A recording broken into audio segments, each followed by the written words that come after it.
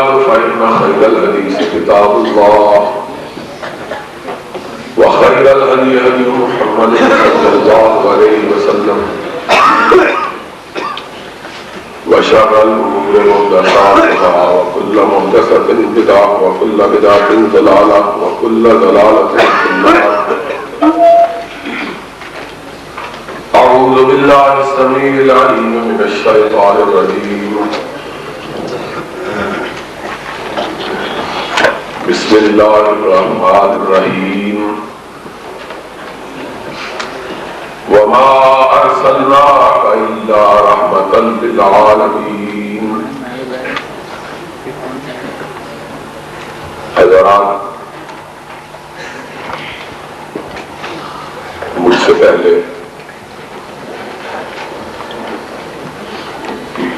میرے ساتھیوں اور دوستوں نے آپ کے سامنے سرور گرامی حضرت محمد الرسول اللہ صلی اللہ علیہ وسلم کی سیرت مقدسہ کے مختلف پہلوؤں پر اپنے اپنے انداز سے گفتگو کی ہے.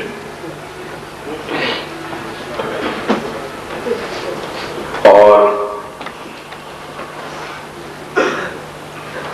مولانا قاری عبدالحفیظ صاحب نے اپنی انتہائی خوبصورت اور رقت آمیز تقریر میں ایک بہت اہم پہلو کی طرف آپ کی توجہات کو موجود کیا. وقت کی قلت کے پیش نظر شاید وہ اس طرف زیادہ آپ کی توجہات کو مبذول نہ کروا سکے، لیکن بہرحال وہ ایک بہت اہم نقطہ تھا جس کی طرف انہوں نے اشارہ کیا کہ سرور گرامی رسول اکرم صلی اللہ علیہ وسلم اس کائنات میں جلوہ گر ہوئے اور ہم نے آپ کی محبت کا نام لے کر آپ کے یوم وفات کو جشن کی صورت دے دی. اس سے زیادہ عالمیت کی بات کیا ہو سکتی ہے کہ وہ نبی، وہ رسول جو کونین کے لیے رحمت بنا کے بھیجا گیا، جس دن اس نبی رحمت کا انتقال ہوا. بھائی یہ کیا بات ہے، چھوڑ دو اس بات. بجائے اس بات کے کہ اس دن اس المیہ کا احساس کیا جاتا کہ آج کے دن کونین کی رحمت ہم سے جدا ہوئی تھی. ہم نے اس دن کو خوشی اور مسرت کے اظہار کے طور پہ منانا شروع کیا،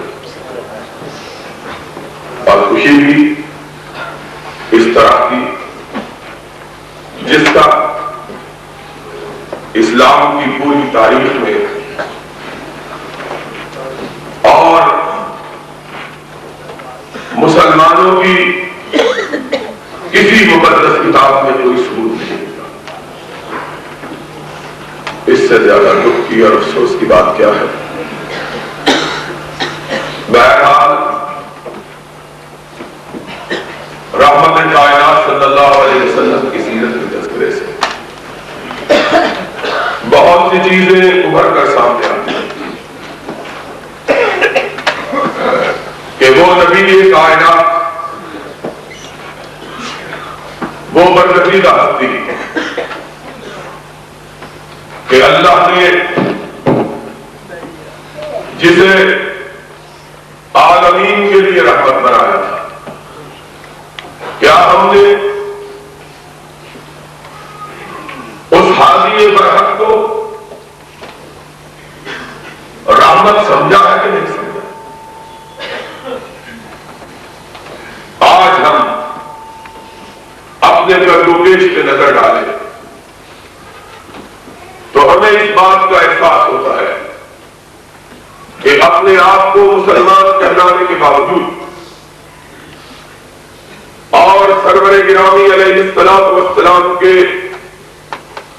امتی ہونے کے دعووں کے باوجود ہم نے اس رحمت سے کوئی حصہ حاصل نہیں کیا۔ آج ہمارا معاشرہ بالکل اسی طرح گناہوں سے ڈھکا ہوا ہے جس طرح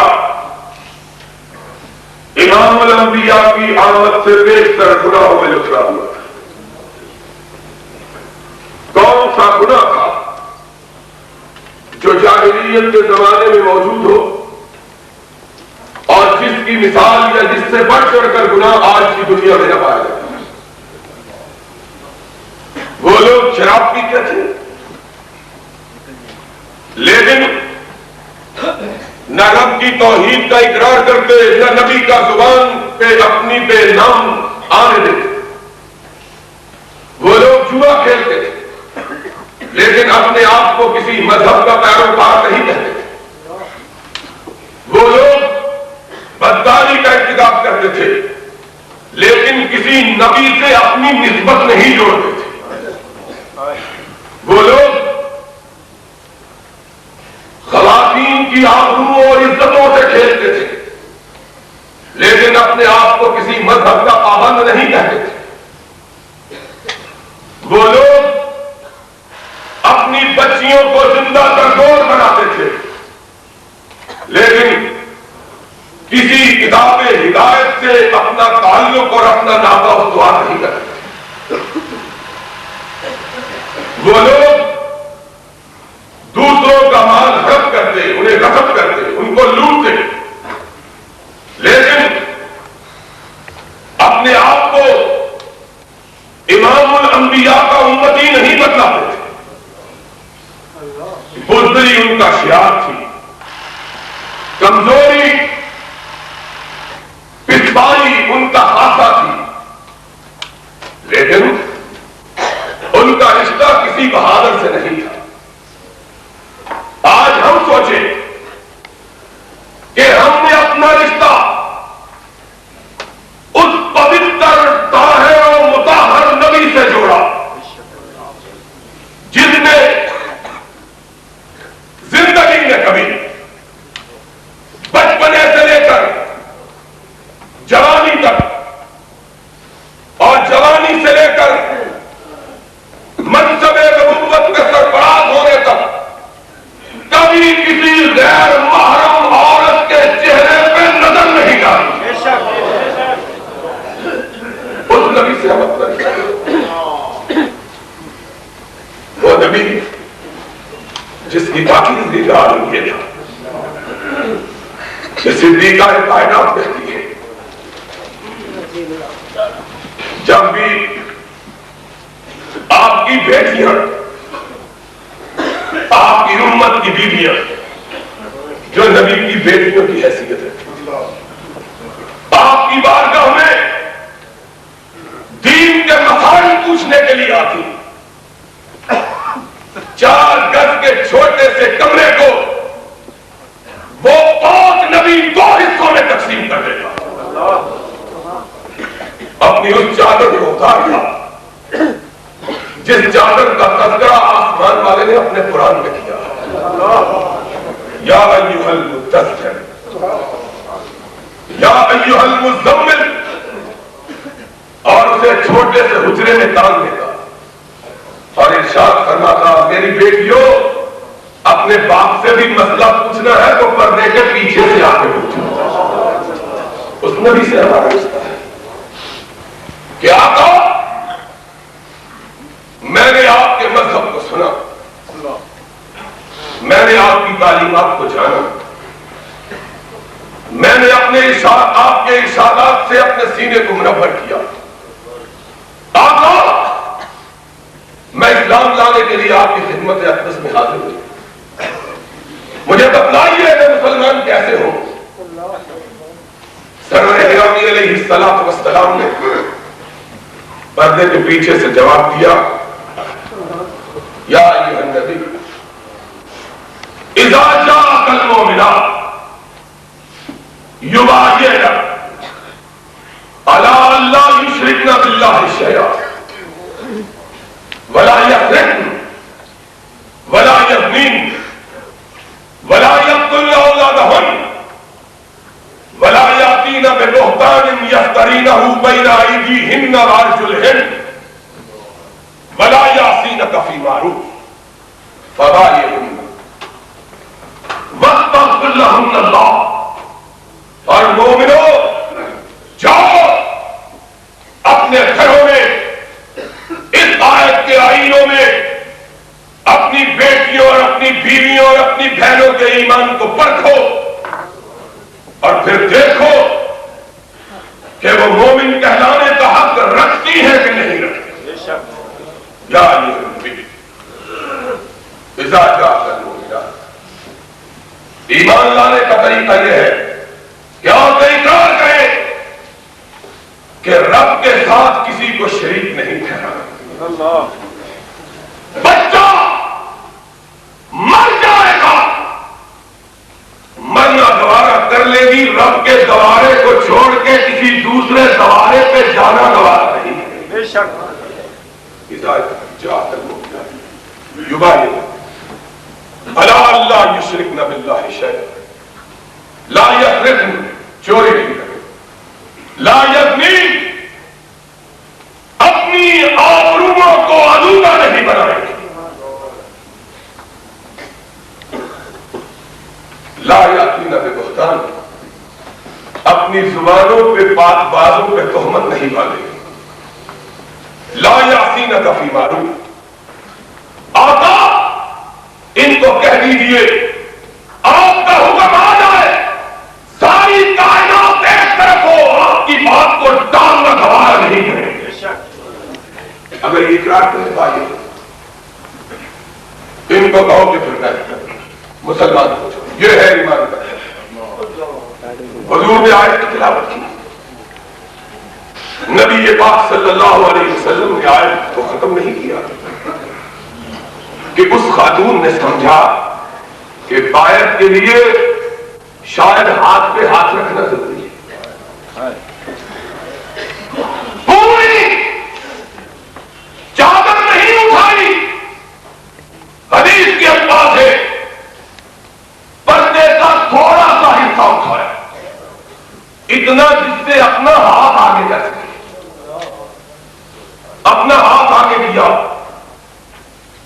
اس طاہر نبی نے، اس پاک نبی نے اس عورت کا بڑھتا ہوا ہاتھ دیکھا جو ایمان لانے کے لیے آئی، اس کی انگلیوں پہ نظر پڑی، اپنی آنکھوں کو بند کر دیا، فرمایا بی بی اپنی انگلیاں پیچھے ہٹا لے، محمد کسی غیر محرم عورت کی انگلیوں کو دیکھنا بھی گوارا نہیں۔ صلی اللہ علیہ وسلم۔ ہم نے آج بے دین تو بے دین ہے، دیندار شاید 1000 میں ایک، اور آج وہ حدیث سمجھ میں آتی ہے کہ رحمت کائنات نے کہا تھا کہ 999 جہنم میں جائیں گے، صرف ایک جنت میں جائیں گے۔ اللہ کے رسول 999 فرمایا ہاں جنت آسان نہیں ہے۔ آج سوچو ہم نے جشن منائے، گورنر صاحب نے میلاد النبی کے نام پر پیغام بھی بھیجے، صاحب نے اسلام کے نام پہ ریفرنڈم کروانے کا اعلان بھی کیا۔ ہم سے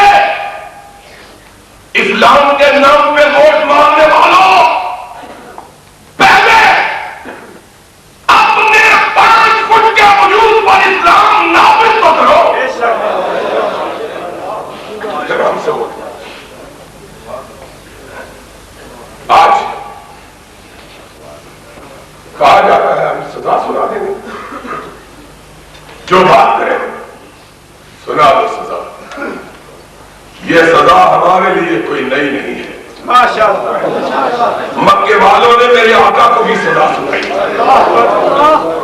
انہوں نے بھی سزا کا اعلان کیا, انہوں نے بھی اپنے فوجی اپنے سپاہی بھیجے تھے, جاؤ مل کے حملہ کرو, مل کے وار کرو,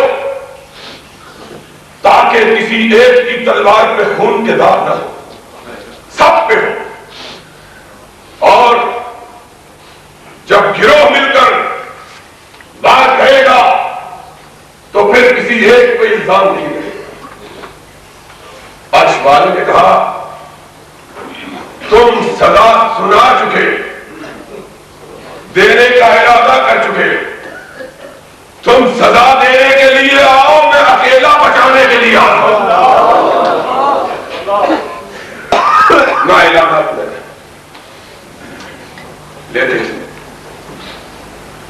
جو امام الانبیاء کو رحمت کائنات سمجھتے ہیں, جب تک زمانے میں وہ رحمت عام نہیں ہو جاتی وہ اپنی گردنوں کو کٹا سکتے ہیں, جھکانا گوارا کر سکتے ہیں. اس سے کیا کتنے تلواریں چمک رہی ہیں, دروازہ کھولا, اندھیری رات میں چمکتی ہوئی تلواروں پہ نظر پڑی, عرش والے کی طرف نگاہ اٹھائی, اور اس نگاہ کا کیا فائدہ ہے؟ یہ نگاہ عرش کی طرف اٹھتی ہے تو قبلہ تبدیل ہو جاتا ہے, یہ نگاہ عرش کی طرف اٹھتی ہے تو قرآن نازل ہونا شروع ہو جاتا ہے, یہ نگاہ اٹھتی ہے تو عائشہ کی عصمت کے لیے 18 آیتیں قرآن میں نازل ہو جاتا ہے. اس نگاہ کا کیا کہنا ہے؟ نگاہ اٹھی, آسمان سے آواز آئی, کیا بات ہے؟ اللہ چاروں طرف دشمن کھڑا ہے, تلواریں چمک رہی ہیں. عرش والے نے کہا دشمن چاروں طرف کھڑا ہے, اب تیرے ساتھ کھڑا ہے. نعرہ تکبیر. وہ تو چاروں طرف کھڑے ہیں, دور کھڑے ہیں, رب ساتھ ہے, نکلو.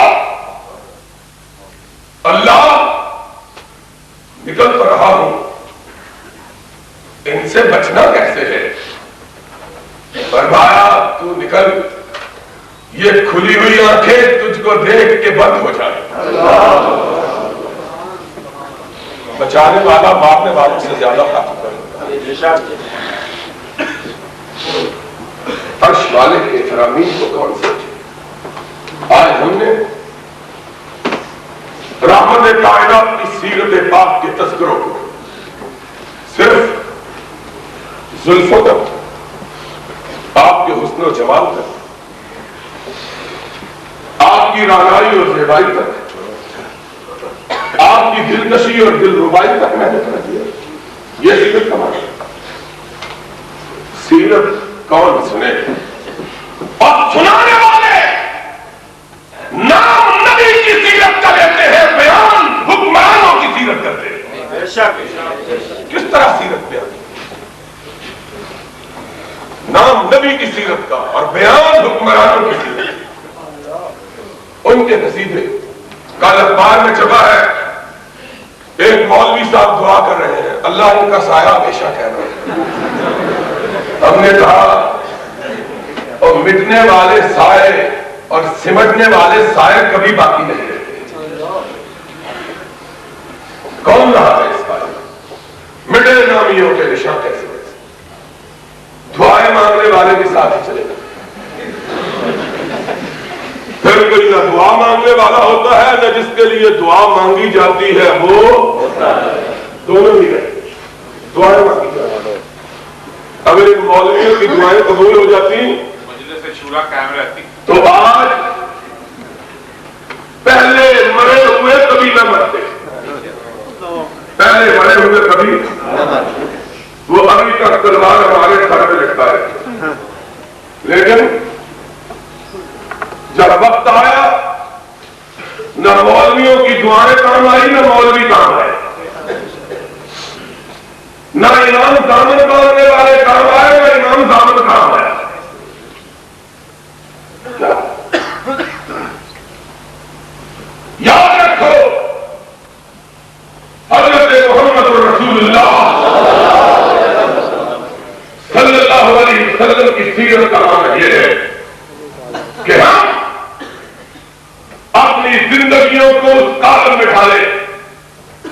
جس کالم میں رحمت للعالمین بھال کر گئے اب دیر تک کھلا چور بازاری جوا سود خوری رشوت ستاری شراب بدکاری کعبے کا رب گواہ ہے تب اس قدر نہ تھی جس زمانے کو جاہلیت کا زمانہ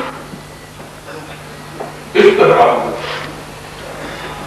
حیرانگی یہ ہے کہ ان کا عذر تو شاید قابل قبول ہو کہ ان کی ہدایت کے لیے کوئی پیغمبر نہیں آیا.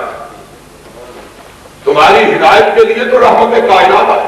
بے شک تمہارا عذر کب کی بات ہمیں کیا قابل ہے؟ کون سا گناہ ہے، کون سا جرم ہے جس کی اس ملک کے اندر وجود میں شبہ ہے اور جس کو سرپرستی حاصل اس ملک میں حدود آرڈیننس نافذ کیے گئے. کہا گیا زانی کو سنسار کیا جائے، شراب پینے والے کو کوڑے مارے جائیں، چور کے ہاتھ کاٹے جائیں گے، تو امت لگانے والے کو 80 کوڑے مارے جائیں. اور اعلان ہی رہا، شرمندہ مانا نہ ہو سکا. کیوں؟ وہ جذبہ کہاں سے لائے جو سرورِ کائنات نے اپنے صحابہ میں پیدا کیا؟ وہ کہاں سے؟ ان حدود کو نافذ کرنے کے لیے فاروق کی ضرورت ہے. فاروق کی ان قوانین کو نافذ کرنے کے لیے صدیق کی ضرورت ہے. صدیق اس دستور کو نافذ کرنے کے لیے ذی-النورین کی ضرورت ہے. ذی-النورین اس کے لیے علی حیدر کرار کی ضرورت ہے. علی کی کہاں سے آئے؟ یارو بات بہت تلخ ہے، لیکن جو لوگ اپنے بارے میں ہر پہ اختلاف سننا بھی گوارا نہ کرے. آج جو آرڈیننس آیا ہے، رش بہت ہو گیا ہے، گرمی ہو گئی ہے.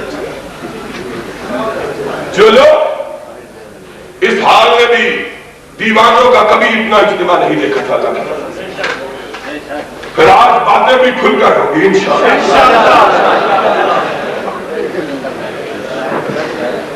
انہوں نے واپس کرنا ہے. آج آرڈیننس آیا ہے، جو بات کرے گا 5 سال کے لیے اندر 5 لاکھ روپے جمع، یہ نافذ کرے گا. اور اس نے نافذ کیا تھا جو امیر المومنین خلیفۃ المسلمین حسنین کا باپ فاطمہ کا شوہر. ایک یہودی نے اسے عدالت میں طلب کیا، میری اس نے ذرا چرا لی. قاضی نے وارنٹ بھیجے، بلا امیر المومنین کو خلیفۃ المسلمین. عدالت میں حاضر، اسی کٹہرے میں یہودی بھی کھڑا ہے، اسی کٹہرے میں امیر المومنین بھی کھڑا ہے. قاضی کو معزول نہیں کیا، اس کو جبری طور پہ ریٹائر نہیں کیا، اس کو ملازمت سے نکالا نہیں ہے. حاضر ہوئے، دونوں کھڑے ہیں. قاضی کی زبان سے نکلا، ابو الحسن کیا معاملہ ہے؟ علی کی نگاہ چکے، فرمایا مجھے تم پہ اعتماد نہیں ہے. قاضی طرف اٹھا، کہا کیوں نہیں؟ کہا تو نے انصاف نہیں کیا، یہودی کا نام لے کے پکارا، مجھ کو عزت سے پکارا، تو انصاف نہیں کر سکتا. تو نے انصاف کیا کرنا، تو نے مجھے احترام سے آواز دی، تو نے کیا انصاف کرنا؟ قاضی نے کہا میں نے تیرا اس لیے احترام کیا کہ تیری نگاہوں نے محمد کے چہرے کو چھپا. امیر المومنین سمجھ کے احترام نہیں کیا. میری نگاہ میں تو بھی برابر ہے، ملزم کی حیثیت سے یہودی بھی برابر ہے. تجھے غلط فہمی نہیں ہونی چاہیے.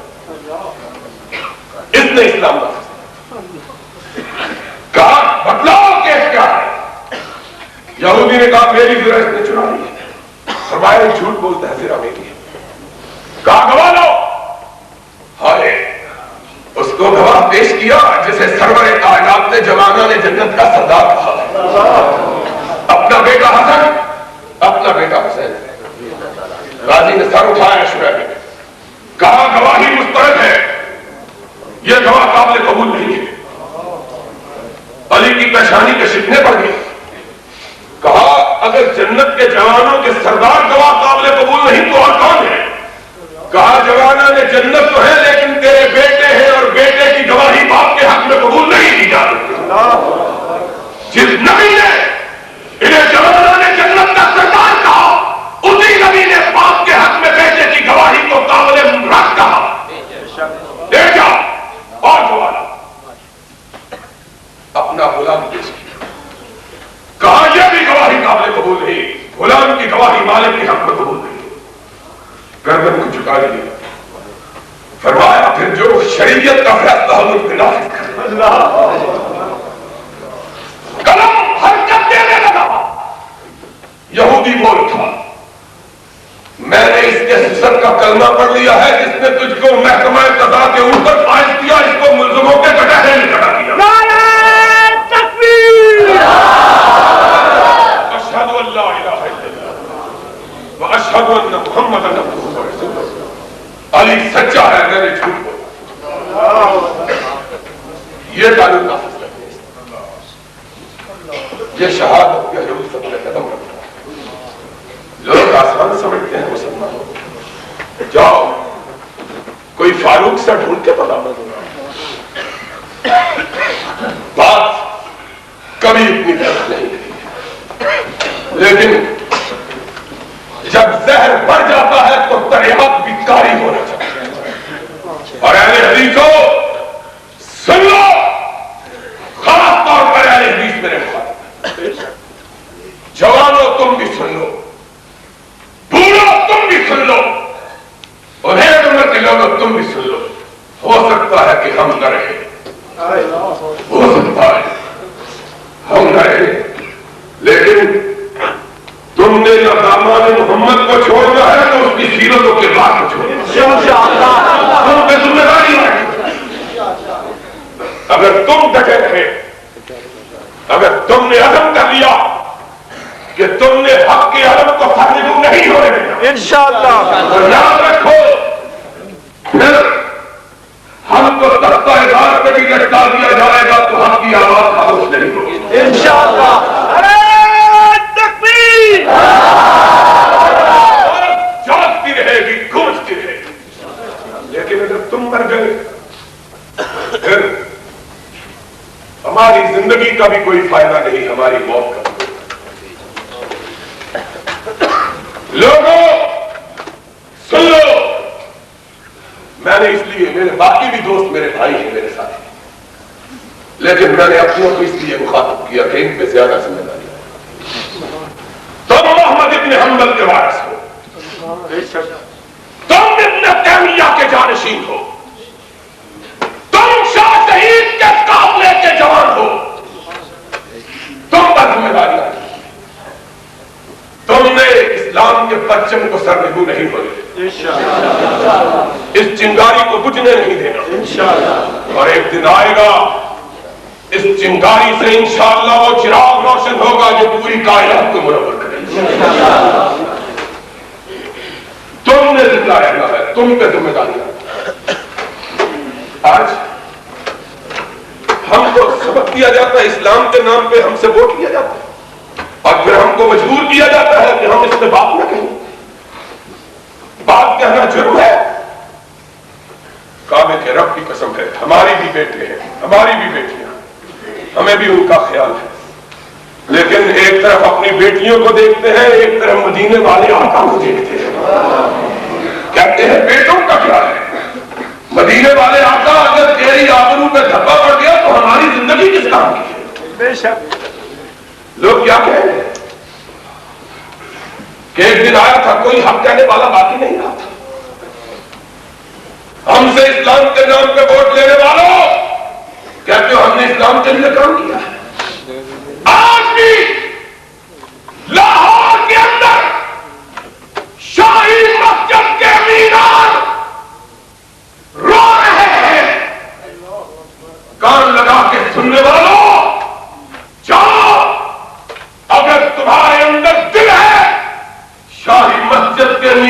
سے کان لگاؤ اور اورنگزیب کی بنائی ہوئی مسجد کے میناروں سے سسکیوں کی آواز آتی ہے کہ اسلام کا نام لینے والوں آج بھی ہماری چھاؤں کے نیچے بدکاری کے اڈے کھلے ہوئے ہیں. جاؤ شاہی مسجد کا نعرہ سنو, مسجد کے میناروں کا ماتم سنو, اور ایک طرف تمہارے اسلام کو دیکھتے ہیں, ایک طرف شاہی مسجد کے میناروں کا نوحہ و ماتم سنتے ہیں. کس پہ یقین کرے؟ مسجد کے میناروں پہ یقین کرے کہ تم پہ یقین کرے؟ کعبہ کی بیٹی پہ یقین کرے کہ تمہاری بات پہ یقین کرے؟ تم نے کہا ہم نے اسلام نافذ, اسلام اس کا نام ہے. بدکاری کے اڈے کھلے ہوئے, زنا قائم, قواعد موجود, اور حج کی سزا نافذ ہے. حج کی سزا, حج کی سزا اس نے نافذ کی تھی. کیا یہ ایک خاتون آئے اور معاشرہ, میرے آقا تو نے کتنا پاکیزہ کیا. اور میں نے آج کی بھی تلاوت کی تھی کہ ما ارسلناک الا رحمۃ للعالمین. بتلاؤں گا کہ آقا جہانوں کے لیے رحمت کیسے, ساری کائنات کے لیے رحمت, حلیمہ کے لیے بھی رحمت, قبیلہ بنو سعد کے لیے بھی رحمت, شیما کے لیے بھی رحمت, اور اس عورت کے لیے بھی رحمت جو آئی آئے. دل کیا پیدا کیا, دل کے اندر جذبہ کیا پیدا کیا. یا رسول اللہ طاہر میں, اللہ کے حبیب مجھے کام کر دیجیے. نبی رحمت نے نظر اٹھائی, فرمایا بی بی کیا کہتی ہو؟ ڈر آخرت کا اتنا ہے, اللہ کے رسول گناہ ہو گیا ہے, قیامت کے دن کی شرمندگی سے بچا لیجیے, دنیا میں سزا دلوا لیجیے, عرش والا معاف کر دے. یا رسول اللہ ہے طاہر, یا رسول اللہ ہے طاہر. حدیث کے الفاظ ہے, نبی اپنا چہرہ پھیر دیتے کہ عورت پلٹ جائے یہ کیا کہہ رہی ہے. پھر کہتی ہے آقا آپ تو دنیا کے لیے رحمت بنا کے بھیجے گئے ہیں, میرے لیے بھی تو رحمت ہے. میں گناہوں کے بوجھ سے لدی ہوئی ہوں, مجھ کو پاک کر دیجیے. پھر کہا فرمایا کیا ہوا؟ کہا اللہ کے رسول برائی کا ارتکاب کر دیا, بھول ہو گئی ہے. اللہ سے ڈر آتا ہے, قیامت کے دن سے ڈر آتا ہے, آخرت کے عذاب سے خوف آتا ہے, دنیا میں سزا دی تھی. آپ نے فرمایا بی بی پیٹ میں بچہ ہے. اس نے کہا, فرمایا اس نے کیا قصور کیا؟ جاؤ جب اس کی ولادت ہوگی تب دیکھیں. کہا پلٹ جاؤ. بچہ اٹھایا اور پھر حضور کی باری ہو گیا. یا رسول اللہ طاہر نہیں, آقا آپ کو بچہ بھی پیدا ہو گیا, آپ کو پاک کر دیجیے. میرے آقا نے کہا اب اگر تجھ کو سنسار کہیں گے تو بچے کی پرورش کون کرے گا؟ ابھی تو یہ دودھ پیتا ہے, جب کھانا کھانے لگ جائے تب آنا. اس عورت کا انداز دیکھیے, اس نے 6 مہینے میں بچے کو روٹی کھلانا سکھا دیا. اس قدر گناہ ہے, کتنا پاک معاشرہ, احساس گناہ کتنا ہے. راتوں کو نیند نہیں آتی اور تمہیں کیسے آتی ہے؟ لاکھوں جسم پروسی کر کے اس دنیا میں زندگی گزارے گا, تم رات کو کیسے سوتے؟ اس ایک عورت کو رات کو نہیں. یا رسول اللہ طاہر, اور حدیث کے الفاظ ہیں اس عورت نے اپنے 6 مہینے کے بچے کو روٹی کا ٹکڑا کھوایا, وہ کھاتا آ رہا ہے. کہتی ہے یا رسول اللہ دیکھ لیجیے روٹی کھانے لگ گیا, اب تو پاک کر دیجیے. کائنات کے امام نے اس پہ رحمت کی نظر ڈالی, اپنے صحابہ کو کہا جاؤ اس کو لے جاؤ, اس کو سنسار کر دو. پتھر مارے گئے, ایک پتھر سر پہ پڑا, خون کا فوارہ اٹھا, کچھ چھینٹے اڑے اور خالد ابن ولید کے کپڑوں پہ پڑے. رضی اللہ تعالی عنہ. انسانیت ہے, بشریت ہے. دل میں ملال آیا, منہ سے الفاظ نکلے, اور میں کہتا ہوں نکلے نہیں, عرش والے نے نکلوا دیے. کہا پلید عورت مرتے ہوئے میرے کپڑے بھی پلید کر گئی. لوگوں نے میرے آقا کو خبر دی. کیا معاشرہ تھا. آپ نے نگاہ اٹھائی, صحابہ نے دیکھا کہ اس کا نام ہے رحمت کائنات, کہ اس عورت کے لیے آنکھوں میں آنسو ہے. فرمایا لو وزعت علی المدینۃ لوسعت. کعبے کے رب کی قسم ہے تم نے اس کو پلید کہا, یہ اتنی پاک عورت تھی کہ اگر اس کی توبہ کو مدینے کے سارے گناہ گاروں پہ تقسیم کر دیا جائے تو ہم ساروں کے گناہ معاف کر دیں.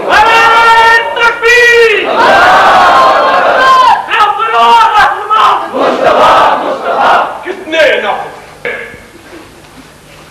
گرد و پیش کے بڑے بدماش ہیں, وہ نہیں کرنے.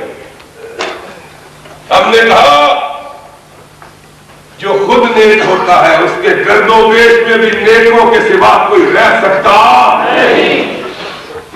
وہ کیسا نہیں خدا کہاں سے ہوئے, خود بڑھانے, فلاں گورنر, فلاں حاکم, فلاں ساتھی, فلاں ساتھی.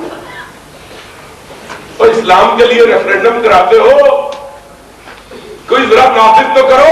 ہم تمہارے جھنڈے کو خود گلی گلی لے جانے کے لیے تیار, بے شک, تاکہ قیامت کے دن عرش والا پوچھے تو سرخرو تو ہو سکے. یہ تو کہہ سکے کہ تیرے نبی کے ممبر و محراب سے بے وفائی نہیں کی. لیکن اگر کہو کہ اس نے ممبر و محراب سے بے وفائی کرنے تمہاری کرسی سے وفا کرے, اور اس کا ممبر و محراب کو 1400 سال سے قائم ہے, اور یہ کرسیاں 14 سال بھی باقی نہیں رہی. ان کرسیوں سے بے وفائی, ان کرسیوں سے وفا, ممبر و محراب سے بے وفائی. مولویو, زمین فروشو, سن لو, جس نے مدینے والے سے وفا کی وہ خود بھی زندہ جاوید ہو گیا, اور جس نے مدینے والے سے بے وفائی کی وہ خود بھی مٹ گیا, حکمران بھی مٹ گیا. ہم کو درد, مجھ کو کل بھی ایک دوست نے کہا کہا چھوڑو. میں نے کہا آپ کی قسم ہے اپنے چھوٹے چھوٹے بچوں کو دیکھتا ہوں تو چھوڑنے کو جی چاہتا ہے, لیکن محمد کے ممبر کی طرف دیکھتا ہوں تو بات خاموش کہنے سے رہ نہیں سکتا. کہتا ہوں امام کائنات پوچھے گا قیامت کے دن, وہ کہے گا میں نے تو طائف کے مقاموں میں پتھر کھا کے بھی ہم بات کو نہیں چھوڑا تھا, تو ڈر کے چھوڑ دیا. کیا جواب دوں گا؟ وہ فرمائے گا میں تو 13 برس تک مکہ کے چوراہوں میں پٹتا رہا, بے ہوش ہو کے گرتا رہا, ننھی فاطمہ میرے زخموں پہ باہر رکھتی رہی, زینب اور رقیہ اپنے دوپٹے پھاڑ کے میرے زخموں کو بھرتی رہی, اور مجھ سے پوچھتی رہی آقا ہمارے بابا تو نے تو کبھی کسی کو دکھ نہیں دیا, تجھ کو لوگوں نے کیوں مارا ہے, تجھ کو کیوں مارا, تو گالی دینے والوں کے لیے دعا کرنے والا, تو برا کہنے والوں کے لیے ہدایت کی راہ ماننے والا, تجھ کو کیوں مارا ہے. اور جبریل پیچھے سے کہتا اللہ کے محبوب ان کو کہو کہ تمہارے بابا کو اس لیے مارا کہ یہ ان کو جہنم کے راستے سے ہٹا کے جنت کی راہ دکھا رہا ہے. کیسے پوچھو گے؟ سرور کائنات کی سیرت میری آنکھوں سے اوجھل ہو جائے تو رک جاؤ, آپ کا چہرہ میری نظروں سے غائب ہو جائے تو رک جاؤ. ہماری قسمت تو یہ ہے کہ ہم نے چہرہ بھی دیکھا ہے تو آمنہ کے لال کا دیکھا ہے, اور بہت سے چہرے دیکھے ہوتے شاید کبھی یہ چہرہ ہم کو بھول جائے. کیسے بھولے اس کو؟ مصلحتیں روکتی ہیں, عقل روکتی ہے, دل کہتا ہے کہ بے خطر کود پڑا آتش نمرود میں عشق, اور عقل کی محو تماشا لبے بامدی. کو روکتا ہوں, دل کو تھامتا ہوں, لیکن پھر نبی کے شہر میں پٹتا ہوا مالک ابن انس نظر آتا تھا.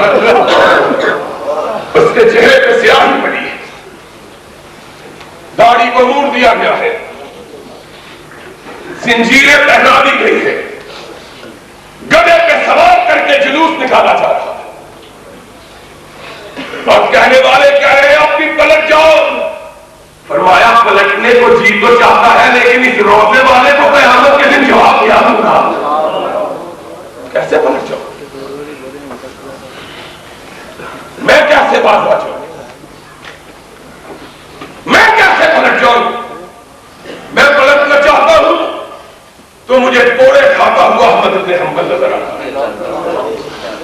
کہنے والا کہتا ہے 32,000 مولویوں نے دستخط کر دیے ہیں ریفرنڈم پہ, تو بھی کر دے. فرمایا میں نے 32,000 کو جواب نہیں دینا, میں نے ساتھی حوض کوثر کی بارگاہ میں عرش والے کو جواب دینا ہے. کیا جواب دو, کیا جواب دو. کوڑے پڑے,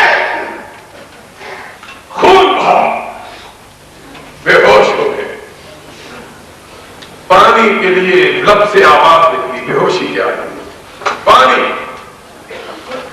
جلاد پانی لایا, سامنے کیا, ہوش آئی, کہا کیا بات ہے, کہا تم نے پانی مانگا تھا, کہا ہاں پیاس سے تھا, کہا دستخط کر دو پانی پی لو, کہا اللہ تجھ سے وعدہ ہے, تجھ سے عہد ہے, تجھ سے وعدہ ہے, پانی پیوں گا تو حوض کوثر ہی کا پیوں گا. کوئی بات نہیں, لے جاؤ. خیر خواہ سمجھانے کے لیے, رک جاؤ, پلٹ جاؤ, سب نے ترمیم ہے تو تمہیں کیا ہے. کہا میں قیامت کے دن ان مسلمانوں کو کیا جواب دوں گا جو ان ملاؤں کی طرف نہیں دیکھ رہے, احمد ابن حنبل کے لبوں کی جنبش کی طرف دیکھ رہے ہیں. میں ان کا بوجھ کیسے اٹھاؤں. میں پلٹنا چاہتا ہوں, مجھے ابن تیمیہ سامنے کھڑا نظر آتا ہے, زمین کو قید خانے میں ڈال دیا گیا ہے, کھانا بند ہے, پانی بند ہے. کہا اب بھی وقت ہے, کہا وقت میرے لیے نہیں حکمرانوں کے لیے ہے. جا حکمرانوں کو کہو کہ تم نے میری دنیا تباہ کی, لیکن مجھ کو مار کے اپنی آخرت کو تباہ کر دیا. ان کو کہو پلٹ جائیں, جو آخرت تباہ کر رہے ہیں. دنیا کا کیا ہے, کل من علیہا فان ویبقى وجه ربك ذو الجلال والاکرام. کس کی بنی ہے اس نابائے رب, کس کی بنی ہے, کون ہے جو ہے. نہ حامان رہا, نہ فرعون رہا, نہ قارون. ہم نے اس ملک کے قانونوں کو دیکھا ہے, کعبے کا رب گواہ ہے. ہم نے اپنی آنکھوں سے قارونوں کا حال دیکھا ہے, فرعونوں کو اپنی آنکھوں سے. اس لاہور کے اندر ایک حکمران ہوا کرتا تھا, گورنر. اس نے کہا آج کے بعد تم میری کانسٹیچوئنسی ملتان میں کبھی نہیں جاؤ. میں تم کو وارننگ دیتا ہوں, آئندہ سے ملتان کی طرف رخ کرے. پچھلے برس مجھ کو انگلستان میں ملا, میں نے کہا جس بستی کو مجھ پہ حرام کرتے تھے اس بستی میں میں ہر سال جاتا ہوں, اور وہ بستی تیرا چہرہ دیکھنے کو طرف گئی. کس کی بنی ہے حکمرانوں. آج عمر قید کی سزائیں سنا لو, 10 برس 20 برس, لیکن یاد رکھو ایک دن ایسا بھی آنے والا ہے کہ حکمرانوں کو وہ سزائیں ملے گی جو کبھی ختم نہیں ہوگی. اسی जना हाल में मैंने कहा था कुछ लोगों को याद करो, 77 में मूवमेंट चल रही थी, मैंने कहा था हम गिरफ्तार होते हैं छूटने के लिए, हम कैद होते हैं रिहा होने के लिए, और हुक्मरानों जब तुम कैद होगे कायनात तुमको छुड़ा नहीं सकते। और फिर चश्मे फलक ने देखा जब तक जिंदा रहे छुटकारा न मिला, छुटकारा उस दिन मिला जब दुनिया से छुटकारा पा। इन नफीसा का दायरा तुम कोई आधे हयात नहीं किया है, अगर भुट्टो नहीं रहा तो ज़ियाउल हक भी नहीं रहे। सुनो, मुझे उस मां ने जना है जिस मां ने गैर अल्लाह के खौफ से अपने सीने को पाक किया और वो मुझे मिटाया।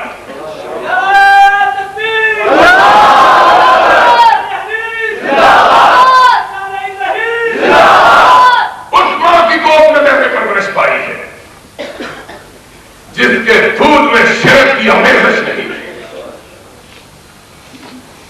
मैं कभी कभी अपनी बात कहा करता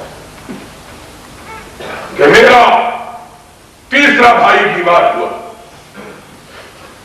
3 ही थे ना उस वक्त, इतना बीमार हुआ कि डॉक्टरों ने लाइलाज कर दिया, सोकड़े की बीमारी, सूख के कांटा हो गया। वो भी कुरान का हाफिज है, खुदा का शुक्र है। हुक्मरानों तुम हम पे मुसीबत ढाना चाहो ढाओ, अल्लाह ने कुरान सीने में महफूज किया है। तुम जेल में बंद करोगे, कुरान पढ़ेंगे, तुम्हारे लिए बद्दुआ करेंगे, तुम्हारी किस्मत के दिन ज्यादा जल्दी खत्म होगा। तुम क्या समझते हो? डर, खौफ, ये लफ्ज़ अहले हदीसों की लुगत में नहीं है। और जो डरता है वो अपने आप को हमारे खानवादे से बाहर निकाले। कथे के पुस्तक कबीला मानी हमारे कबीले का वो है जो गर्दन कटाता है और मुस्कुराते हुए कटाता है। उस मां का दूध किया, बच्चा सोकड़े से लाचार हो गया, 6 महीने गुजर गए कि 4 पाई से उठ भी नहीं सकता, उठा के पेशाब कराते हैं, उठा के। एक दिन एक खातून आई, मेरी वालदा से कहने लगी, बीबी हाजी साहब को बाहर गए हुए हैं कारोबार के लिए, मेरे वाले साहब, उनको क्या पता चले, बच्चा उठाओ पूरन के कुएं पे ले चलो, वहां नहलाओ, बच्चे को शिफा हो जाएगी, तुमको भाभी किसी को मांगती है, ले चलो पूरन के कुएं। अल्लाह तेरा शुक्र है, काबे के रब की कसम है, सारी दुनिया की नेमतें एक तरफ, तौहीद की नेमतें, और तौहीद का मजा देखना है तो मुर्दों के सामने सजदों में पड़कर सिसकने वाले इंसानों को देखो कि किस तरह अपनी जमीनों को, अपनी पेशानियों को बेआबू करते। तौहीद की कदर मतलब बच्चे को उठाओ और इसको पूरन के कुएं पे ले चले। आए, मेरी मां ने सुना तड़प थी, कहने लगी पूरन के कुएं की बात करती हूं, इस बेटे 3 बेटे, तीनों मर जाए, रब का दरबारा छोड़ के किसी दूसरे के दर पर नहीं जाऊंगी। तीनों की लाश उठाना गवारा, रब के दरवाजे को छोड़कर किसी दूसरे दर पे जाना गवारा नहीं है। मां थी ना, मां, बच्चों की मौत का जिक्र किया, दिल पे चोट लगी, मुसल्ले पे बैठ गई,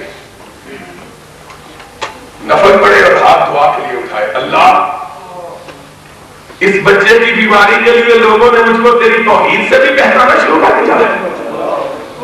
अल्लाह ये बहुत है। और बात ना फरमाती है, अभी हाथ नीचे नहीं गिरा के बच्चे के रोने की आवाज है। क्या देखा, जो 6 महीने से बच्चा उठ नहीं सकता था, खुद उठ के पेशाब कर रहा था। जिसने अपने सीने के दूध में किसी शिरक की आलूदगी को हमारे जिस्म में दाखिल नहीं किया। اور ہمیں صرف قبروں والوں سے ڈرنا کو، درختوں سے ڈرنے کو، پتوں سے ڈرنے کو، جوہروں سے ڈرنے کو، نام کو توحید نہیں رکھا. ہمارے نزدیک توحید یہ ہے اکیلا عرش والا ایک طرف، ساری کائنات کے خدا ایک طرف، ساری کائنات کے خداؤں کو پوٹ کی ٹھوکر میں رکھو، رب کی توحید میں خلل نہ آنے پائے.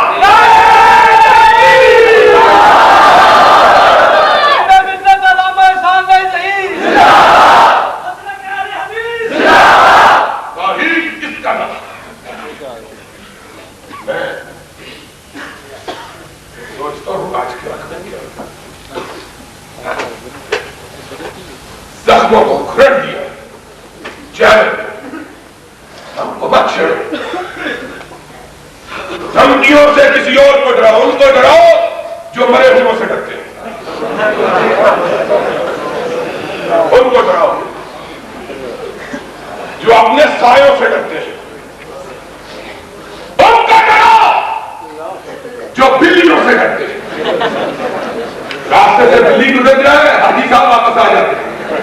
حاجی صاحب پوچھتی ہے کہ کہتے راستے سے بلی گزر گئی ہے. وہ کہتی ہے تو اتنا اونٹ جتنا بڑا ہے تو یہ آگے سے بلی گزر گئی کیا ہو گیا؟ کہتا ہے تو نہیں جانتی یہ معرفت کی بات ہے. ان کو ڈراؤ، ان کو ڈراؤ جو بلیوں سے ڈرنے والے ہیں، جو کتوں کو بھی سرکار کرنے والے ہیں. ان کو ڈراؤ، ہم کو کیا ڈراتے ہیں؟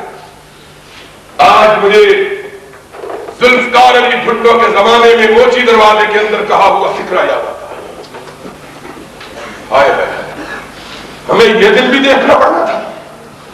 کل تک ہم سوشلزم کے خلاف لڑتے تھے، آج تم نے اسلام کے نام کو اتنا رسوا کیا ہے کہ ہمیں تمہارے خلاف لڑنا پڑ گیا. سی آئی ڈی کا لوگو لکھ لو. آج بھی کہتا ہوں ہمیں تختہ بار پہ لٹکا دو، جو جی چاہے کر لو. کعبے کے رب کی قسم ہے محمد سے بے وفائی نہیں کرے. انشاءاللہ چڑھا دو تختہ بار پہ.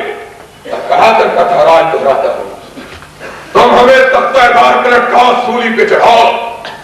ہماری واحد ماں آئے گی ہمیں تختہ بار پہ لٹکا ہوا دیکھے گی، پلٹ کے آنسو نہیں بہائے گی، تب بھی یہی کہے گی میرا بیٹا جیتے جی بھی خبیر تھا، مرنے کے بعد بھی منبر پہ چڑھا ہوا.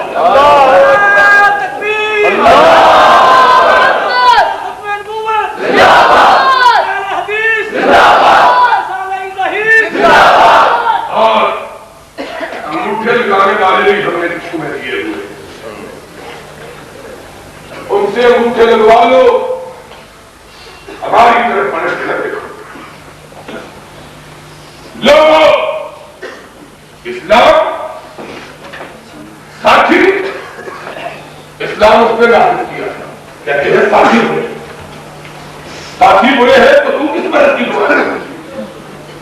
تجھے حکیم نے کہا تو بیٹھا ہے، تو جا جا کے خمیرہ باغبان بیچنا. ساتھی برے، تم شربت بنفشہ بیچو، سرما نرگسی بیچو. اگر تم سے نہیں ہو سکتا قیامت کے دن عرش والے کو جواب کیا دو. اسلام اس نے نافذ کیا تھا جس کے گورنر نے اس کے بیٹے نے غریب سے گھوڑا دوڑایا، غریب کا گھوڑا آگے نکل گیا، اس کے بیٹے نے لاٹھی اٹھائی اور غریب کے چہرے پہ دے ماری. تو فقیر میرے گھوڑے سے آگے گھوڑا دوڑا، تیری یہ جرات. وہ بھی مصر کے اندر کھڑا، وہاں نہیں رکا، سیدھا مدینے میں چلا.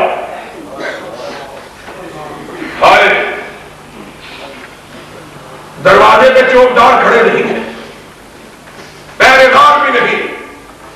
اسلام اسلام کرتے ہو، سواری نکلتی ہے اس طرح نکلتی ہے جس طرح اچکوں کے شہر میں شریفوں کی دلہن ڈولی میں بیٹھ کے نکلی. گرد و پیش سارا گاؤں ہوتا ہے کہ کسی اچکے کی نظر نہ پڑ جائے. یہ امیر المومنین کی سواری آ رہی ہے, راستے بند بھائی, وہ ایئرپورٹ بند, گاڑیاں بند, کیا ہو رہا ہے؟ امیر المومنین گزر رہے ہیں, کسی گناہگار کی نظر نہ پڑ جائے. اور جواب کیا ہے؟ کہتے ہیں ووٹ دو صدر ہو جائیں گے, نہیں ہو تو ماشاءاللہ کمانڈر تو ہے. یہ ٹھیک مسئلہ ہے. دو تب بھی ہیں, نہیں دو تو پھر بھی دو گے تو 5 سال کے لیے, نہیں دو گے تو قیامت تک کے لیے.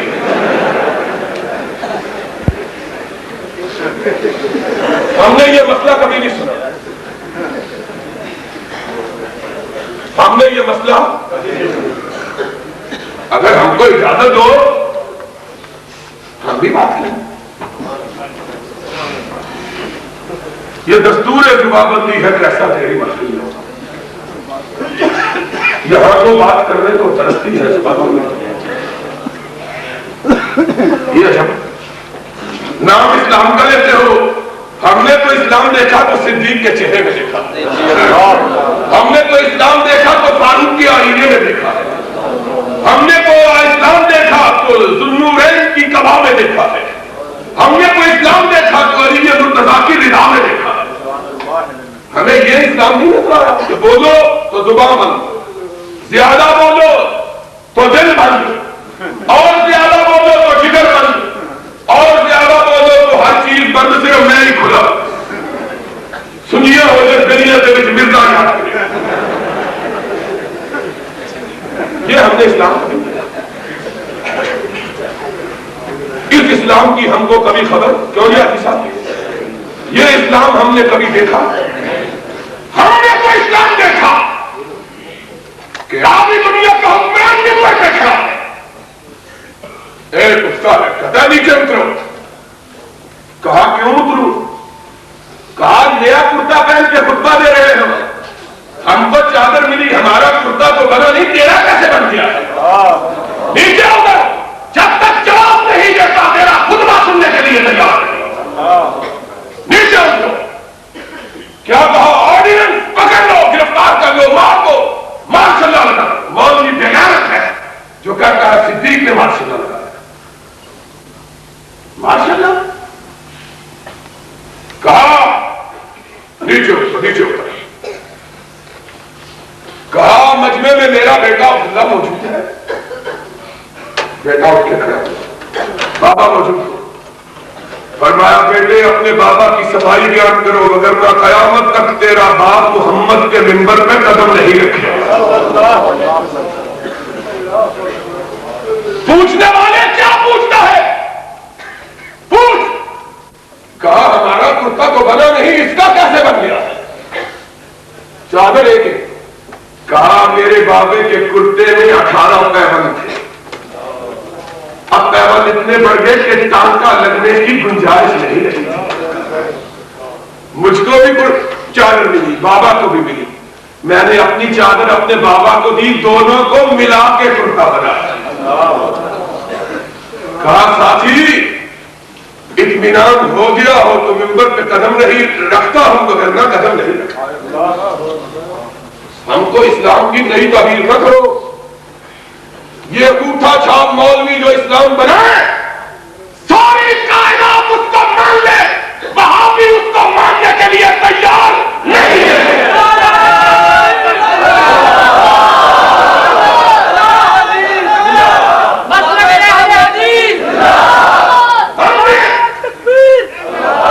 ہم نے اسلام مانا ہے تو صرف رب کے قرآن کو مانا, جو محمد کے فرمان کو مانا ہے, اور کسی دوسری چیز کو اسلام ماننے کے لیے تیار نہیں. تو کوئی اور ہوگا. یہ مولویوں کا بنایا ہوا اسلام, یہ ابھی مولانا حبیب الرحمان کا ہے. میں رب کی قسم کھا کے کہتا ہوں کسی کا ڈر نہیں. میرے نزدیک حضرت امام ابو حنیفہ رحمت اللہ علیہ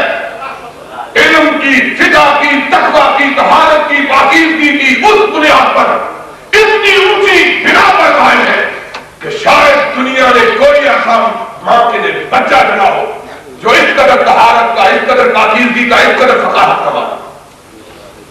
اور میں نے اگر ابو حنیفہ کو اتنی پاکیزگی کے باوجود نہیں مانا، تیرے مولویوں کے اسلام کو کیسے مان لوں گا؟ تمہیں کیا سمجھا ہے؟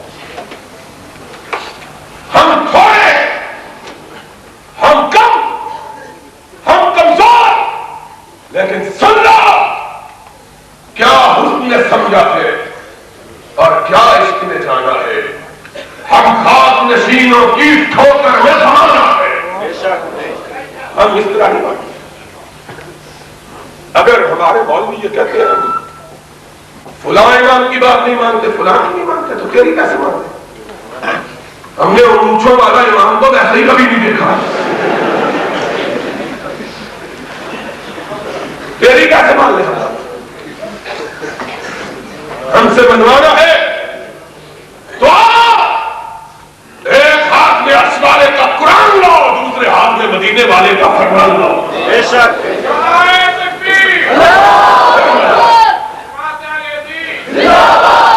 پھر بنوا اس طرح ہونا ہے۔ جو نہیں مانتے جو مرضیاں کر رہے نہیں مانتے۔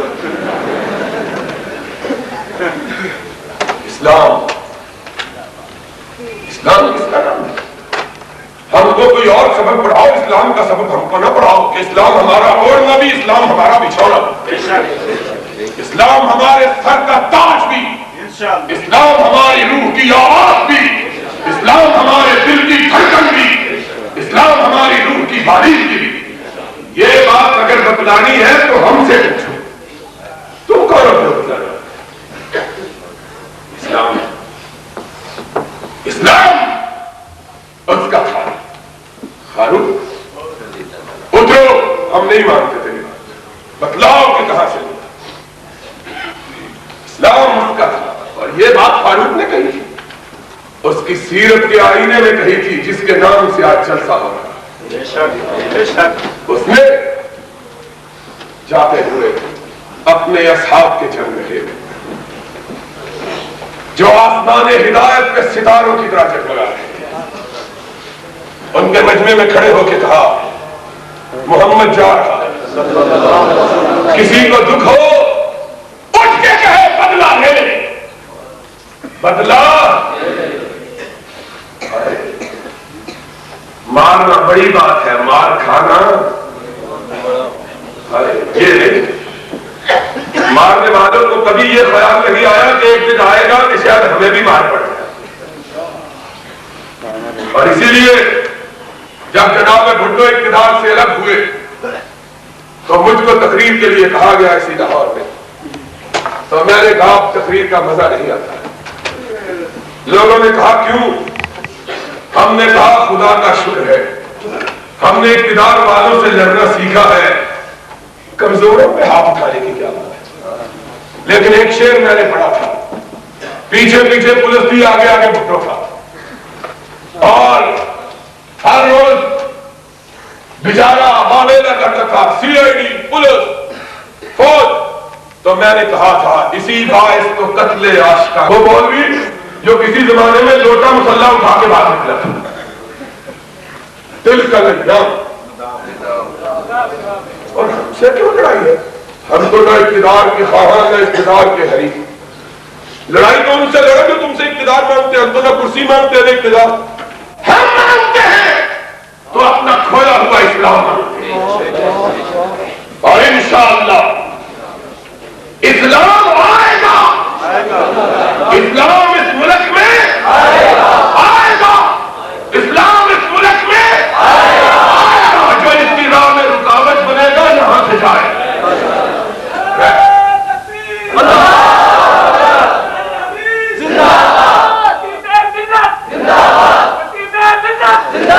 کوئی اسلام کی راہ میں رکاوٹ بننے والا یہاں رہ سکتا نہیں۔ ہم تو اقتدار مانگتے نہیں، ان سے لڑا جو اقتدار مانگتے ہیں، جو کرسی مانگتے ہیں۔ تو کہہ رہا تھا ساتھیوں کی بات کرتے ہیں، مصر کے اندر اس کے گورنر کے بیٹے نے مارا، مصر میں نہیں،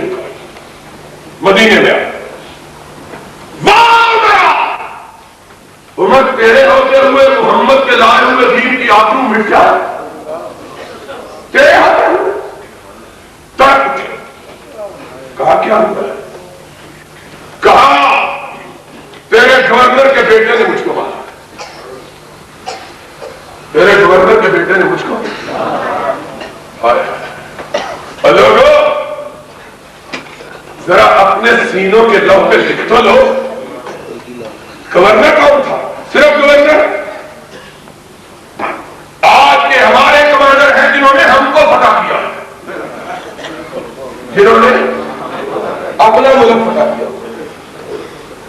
وہ گورنر تھا، صرف مصر کا گورنر نہیں، مصر کا فاتح بھی ہے. اور فاتح کیسا؟ شرم کی بات ہے، میں نے کسی ایک جلسے میں اسی حال میں کہا تھا، آج تاریخ کے چہرے کو وضع کر دیا گیا.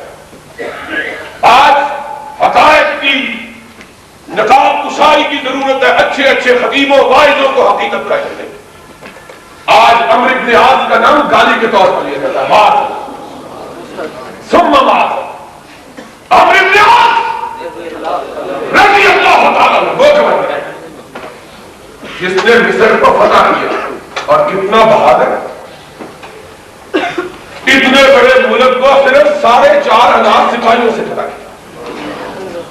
اور لکھا ہے وہ کہ یہ ابو عبیدہ بن جراح کے حرام دستوں کا کمانڈر تھا، پوری فوجوں کا کمانڈر چیف بھی نہیں.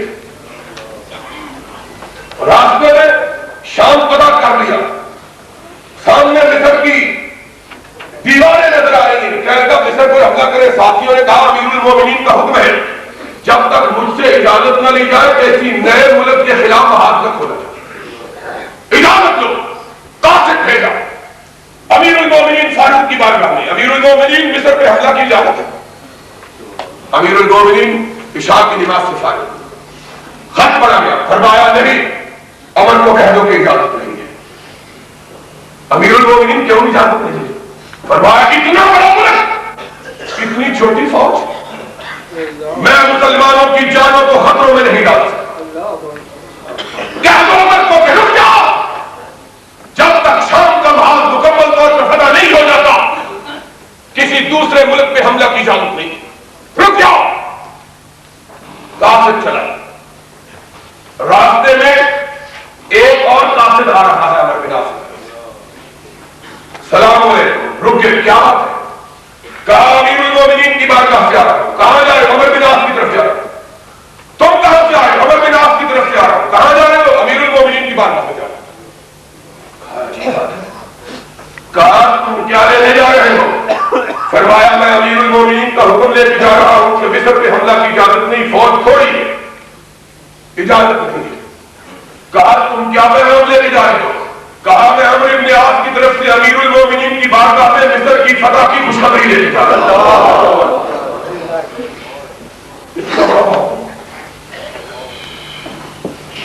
اتنا بڑا کمانڈر، اتنا بڑا سالار، اتنا بڑا امیر کارواں اور علماء موجود ہے اس مجمع میں. آج ملاؤں کو جو عمرو بن عاص کا نام توہین سے لیتے ہیں ان کو معلوم نہیں ہے کہ عمرو بن عاص وہ گورنر ہے جس کو ناطق وحی نے رب کے حکم پر گورنر مقرر کیا. خود محمد رسول صلی اللہ علیہ وسلم نے انہیں عہدہ تھا، اپنے زمانے میں عہدہ تھا. آج باتیں کرتے ہیں تو کیا رہا تھا؟ اتنا بڑا گورنر، فاتح، بہادر، دلیر اور فاروق اسلام کا نافذ کرنے والا، فقیر، پھٹے ہوئے کپڑوں والا، ایک کرتے کا مالک، ہاتھ میں ڈنڈا، کوئی باڈی گارڈ نہیں، بندہ پہنچا، فرمایا وارنٹ جاری کرو، طلب کرو. امیر المومنین کس کو؟ فرمایا گورنر کے بیٹے کو بھی، گورنر کو بھی، گورنر کے بیٹے کو بھی، گورنر بلائے گئے. باپ بیٹا دونوں کھڑے، نہیں پوچھا امیر المومنین کیا ہے؟ کہا وہی لاٹھی اٹھاؤ جس سے اس نے تجھے مارا. امیر المومنین کیا کرو؟ فرمایا ایک اس کو مارو، ایک اس کے باپ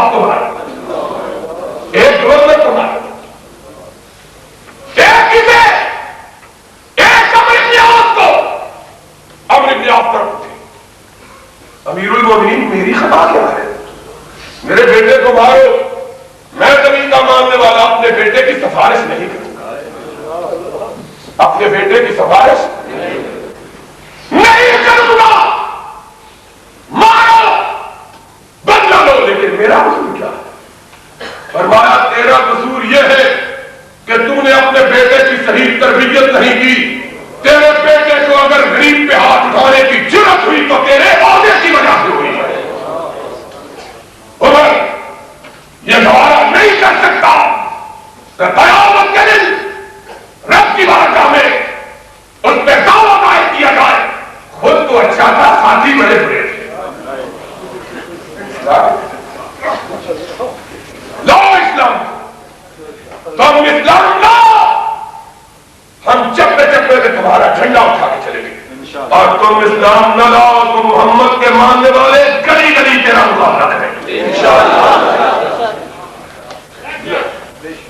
لڑیں گے، ہماری منہ میں زبان ہے، بات کہیں گے، ہاتھ میں لکھنے کی لیے قلم ہے، لکھیں گے، ہاتھ قلم کر دو، زبان کاٹ دو، آواز نہیں آئے گی، دل سے پھر بھی صدائے محمد بلند ہوتی رہے۔ تکبیر، اہل حدیث، حضرت اہل حدیث، اہل حدیث، خطیب ملت، خطیب ملت، سن لو، اس ملک کا مقدر صرف اس کتاب کی حکمرانی ہے، اس ملک کا مقدر صاحب سیرت کے نظام کا نفاذ ہے۔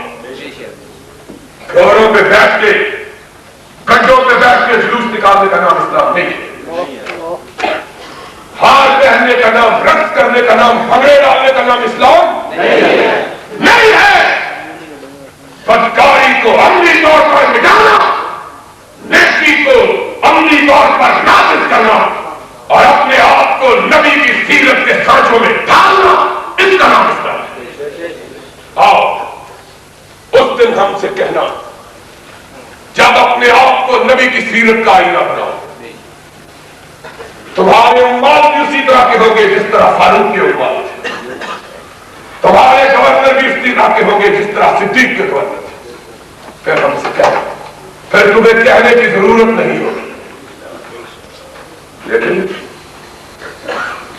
اب دور اب تماشا دکھا کر مداری کے جانے کا وقت آ گیا، اور دنیا کا کوئی طاقت اب اس راہ میں رکاوٹ ڈال سکتی ہم غریب لوگ، فقیر لوگ، منہ میں زبان رکھتے ہیں، ہاتھ میں قلم، اور جمہوری قدروں پہ یقین رکھتے ہیں، تخریب کاری، تخریب اندازی شریعت میں بھی منع سمجھتے ہیں، اخلاق کے لحاظ سے بھی منع، لیکن حق کی آواز یہ اہل حدیث کا کوہرا امتیاز ہے۔ اور جوانوں اور میری قوم کے ثبوتوں، اٹھو، آج تمہارے مسلک کو، آج تمہاری جماعت کو، آج تمہارے موقف کو تمہاری ضرورت ہے۔ کس کے لیے؟ حق کی علم برداری کے لیے، اس ملک میں کتاب و سنت کی عملداری کے لیے، سرور کائنات کے نام نامی کے قلم کرنے کے لیے، رب کی توحید کو عام کرنے کے لیے، شرک کو مٹانے کے لیے، گمراہی کو مٹانے کے لیے، کتاب و سنت کو پھیلانے کے لیے، اور انشاءاللہ وہ دن آنے والا ہے جب پاکستان کی فضاؤں میں پرچم لہرائے گا تو یا کتاب اللہ کا لہرائے گا یا سنت رسول اللہ کا لہرائے گا۔